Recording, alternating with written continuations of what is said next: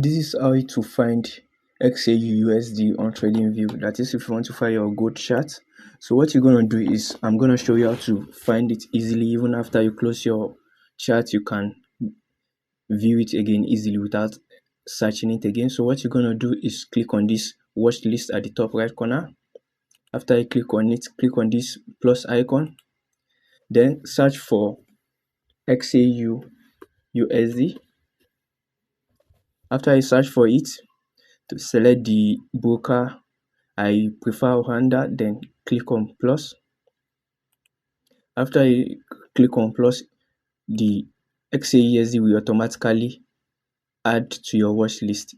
So you can drag it and move it to the top like this. After you move it to the top, then even after you close your chart, you can simply just come to your watch list. As you can see, all the pairs that I've added, they are still there.